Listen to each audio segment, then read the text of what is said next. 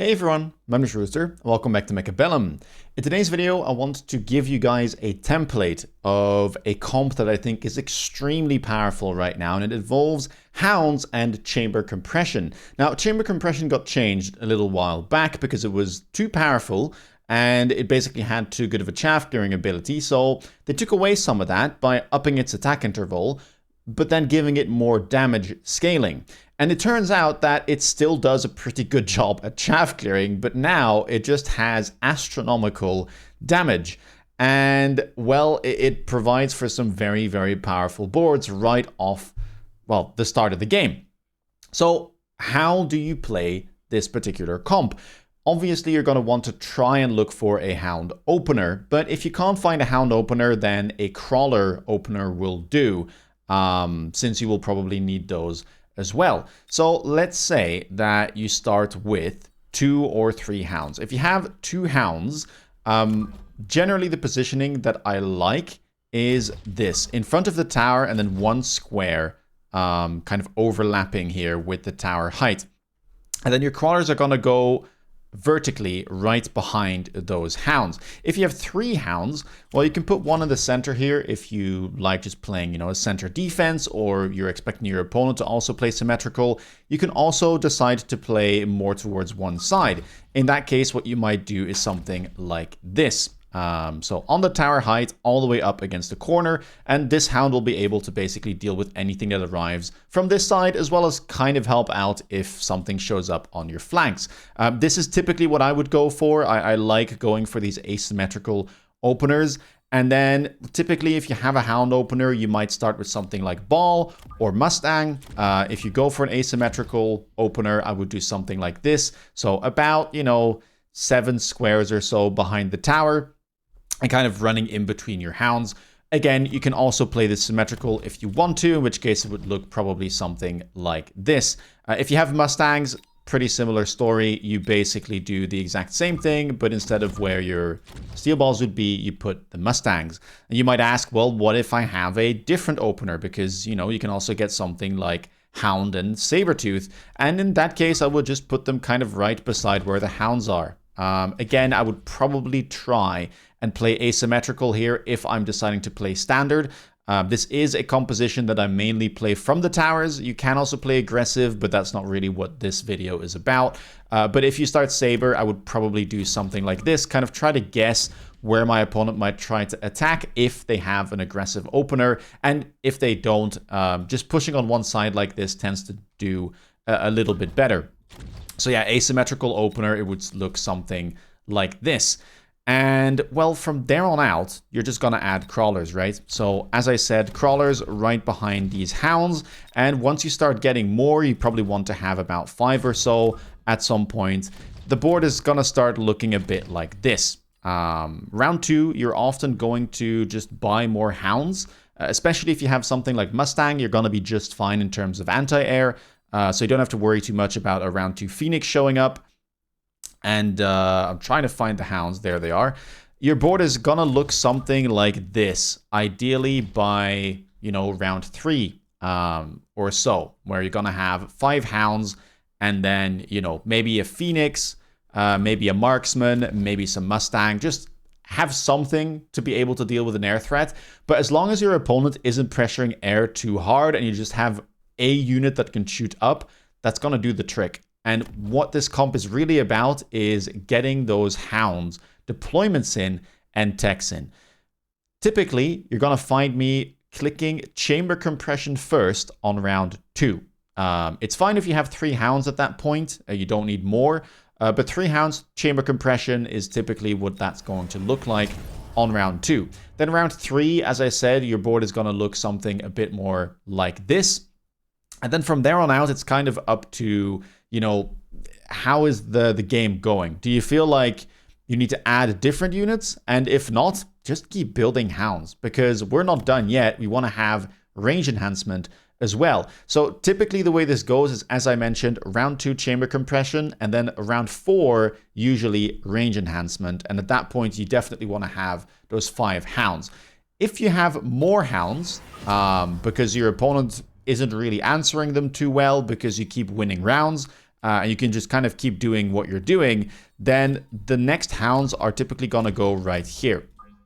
So right beside the towers, and if you want even more, which yes, this does happen in games, they're going to go right here, kind of at the back of those crawlers here in terms of height. And again, right, staggering them kind of in between where the hounds are, making sure that you have really good coverage everywhere on the field. And that is basically the board that you're aiming for on your main, deployment area. If you have more crawlers, you can always put one here. You can also put 2 more all the way in the back, but this all kind of depends on how many deployments you have. Now, the nice thing about this is that this is pretty capable in and of itself. It's not a very committal board. It's just a board of chaff clear that also happens to do pretty good damage. And if your opponent starts countering it by going, Raiden or Fortress or Factory, you can just add any DPS, carry that you want, because this board will accommodate it. It goes well with Melter. It goes well with Mountain. It goes well with Abyss. It goes well with Raiden, with Overlord. Anything you want, really. You can even go Mass Phoenix with range and overload. This board just, it's just a chaff clear board. So any DPS carry you want, it'll fit. Another trick that I guess I will have to end round 1 here in the testing grounds to show you guys is that this comp is also very good at pressuring towers. Even though you start kind of all the way at the back, you can move in from all angles because your deployments are so cheap that typically you will have a lot of deployments kind of everywhere and attacking from all angles. So once you have a little bit, more freedom in terms of your deployments, you can go for these very deep flanks that are also called cast flanks after the player cast, who kind of popularized them and really did a lot of testing with them. And what this does is that it'll pull apart a lot of the enemy forces that sit here and often open up the tower and allow the hounds, even a couple, to just get some shots in. And with chamber compression, they will take it down and, of course, give you a massive advantage. Now, the positioning here is at the very least, or at the most 4 squares from the line for this crawler. The reason for this is that you cannot missile this sledgehammer as hard as you may try. Even if the missile is all the way in the corner, it will still hit this crawler, so your sledges are protected.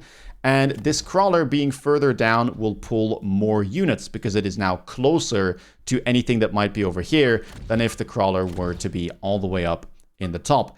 And so that's basically what this whole comp is about, right? Build hounds, make sure you have some chaff, really prioritize chamber compression into range, and just use your starter units, Sabers, Steel Balls, Mustang, whatever it may be. Add a Phoenix, maybe 2 as your anti-air, and that's pretty much it. After that, pressure the flanks if possible, and kind of wait for the second unit drop or a response from your opponent to decide what carry you want to play. All right. That's about enough explanation for what you want the board to look like. Let's head into 2 games to quickly showcase what this looks like in a, real scenario. Here we are, game number 1. This is against a very strong 201 player, rated 2100 at the time I faced him.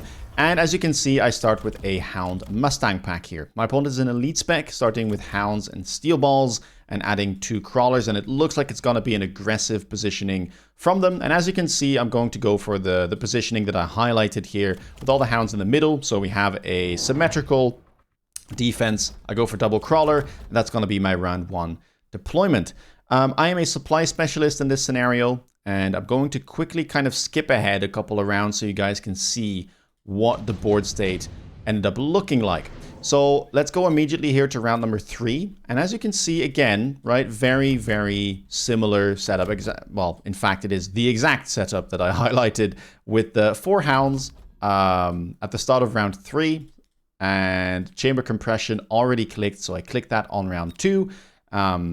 We had some unit reinforcements on round 2. I decided to go for the Vortex. Very powerful unit from unit drops this early on. Level 3, I mean, it just completely crushes the entire board, to be honest.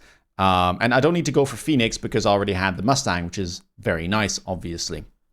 And yeah, you don't need to do too much here. We can just kind of skip ahead here towards round number 4. And you can see that all I'm doing, because I'm winning rounds, is adding more and more hounds. So I'm already up to 1, 2, 3 from my start, 4 from round 2, 5 and 6 on round 3 with chamber compression.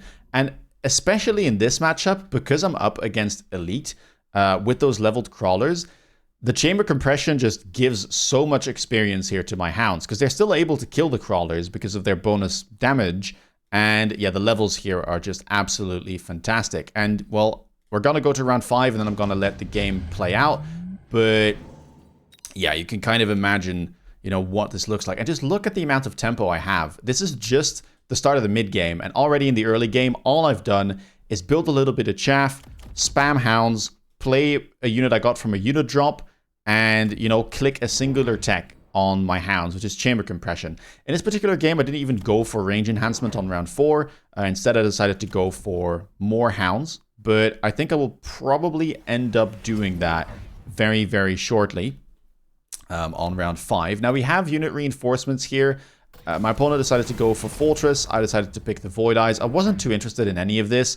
My chaff clear is already good enough with the hounds.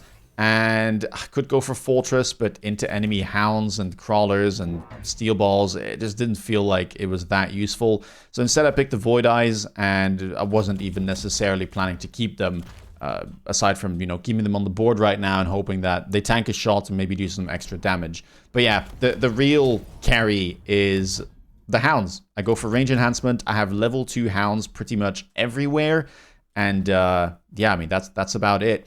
On the right side, you can see that an early Phantom showed up early on. The way I counter it is just by going a Farseer. And again, I don't need to invest many techs right now because my opponent isn't really posing a threat, and I end up, you know, just winning rounds. So as long as I keep winning, I can just keep investing more and more into, you know, my chaff clear DPS unit that also doubles down as chaff. You can really start seeing why this unit is so powerful right now. And yeah, left side completely crushing, right side doing a little bit better, but, you know, I would say it's kind of just a stalemate at this point. And now the left side just completely overwhelmed, and it is not close. My opponent was relatively healthy going into the mid game, but suddenly they lose 1500 hit points or so, and, you know, they're very nearly dead already. We have Missile Strikes coming back off cooldown. I think EMP here gets offered. Great spell. I decide to pick it. My opponent goes for Advanced Power System. Not a bad idea. It's pretty good on aggressive strategies. Very, very valuable late game. But, you know, at this point, you maybe need the tempo. So an EMP could have been decent. And yeah, I mean, I don't really need to do too much here. It feels very counterintuitive, but the hounds are just dealing so much damage. 42,000 last round. Aside from also still being able to chaff clear most of the crawlers. And yes, there are some things that they're bad into, mainly loose formation crawler, which my opponent doesn't have on the bar for whatever reason. And shielded fangs are a problem as well. But you can just add Mustangs if you see your opponent heavily investing into crawlers or fangs. You can kind of tell, okay, they're probably gearing towards loose formation or shielded fang. I might have to add some Mustangs, and well, Mustang is good into both. I also run full shafter techs on my Mustangs currently. I took off the missile interception tech, so yeah. If I see my opponent really investing heavily into chaff, I just end up adding Mustang, going range, culling rounds, sometimes even triple tech with the high explosive as well. And that just does the job. And it allows me to run hounds with range, chamber compression, armor enhancement, and fire extinguisher in case of fire or smoke, which is somewhat prevalent, especially with how popular mounted strats are. But that's something for a different video, probably coming tomorrow.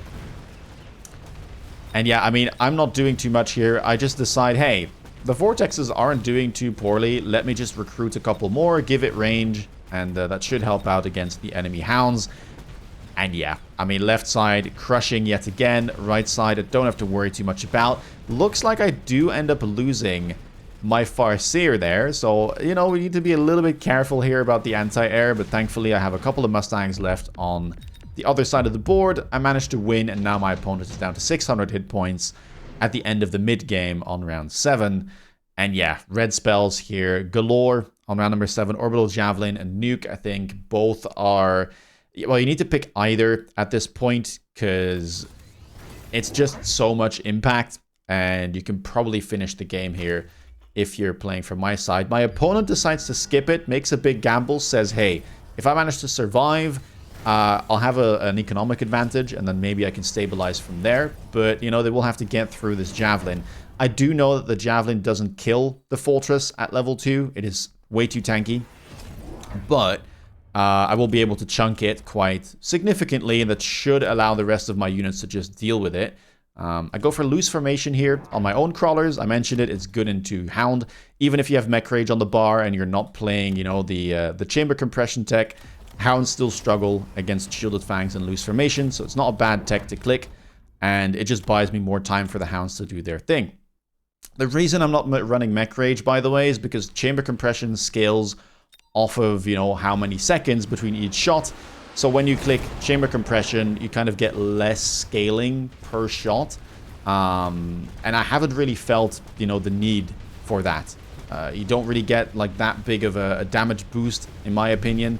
And the chaff gear aspect, as I mentioned, is, you know, something that you can just solve by going Mustangs. And yeah, just look at this. There are so many Hounds on the field, and Fortress just cannot deal with this. Even if you have, you know, launcher overload, getting through this many units of Hounds, having to shoot one at a time, takes years. So, yeah, it's just, you know, a board of nothing but small units, and you can look at the damage. These things are out of control. 100,000 damage there, almost 60,000 last round, and on top of that, you know, they're also just the units clearing the most, right? 81 kills, 65 kills, 62 kills. It's a really, really good strat. Easy to play and very consistent, because a lot of opening packs either have crawlers or Hounds, and you can just build off of that. Okay, so very convincing first game here. Let's move quickly to another one from the tournament. All right, here is game number 2, which was played in the tournament. We are up against a fortified specialist with arc lights and sledgehammers, and I have a speed specialist with Hounds and steel balls this time. So what we'll see here is a game where my opponent is playing more defensive, and we can really kind of try and see how well this comp does when you go for those more aggressive flanks. I'm going to skip ahead slightly here as we go to round number 2. You can see that I stacked one side of the board, so did my opponent, guessing correctly on which side I would attack. Steel balls here are all the way in the back. As I mentioned, you can also put them a bit further up. That doesn't really matter too much. Here I thought, well, maybe I'll go kinetic charge at some point. But against the sledgehammers, I'll probably end up selling. Marksman showed up in a unit drop here on round 2, so I picked those up to make sure I have some anti-air. And I immediately went for chamber compression on round 2. And you can see that at the end of round 2, I have 5 Hounds with chamber compression clicked. Make sure to sell those buildings. This really does stabilize the economy quite nicely. If you move up here to round 5, sorry, which is going to be the start of, the end of round 4, in terms of the things that I purchased, we have a lot of Hounds with double tech. So round 4, I went for the double tech on my Hounds, and I have a good amount of levels available now.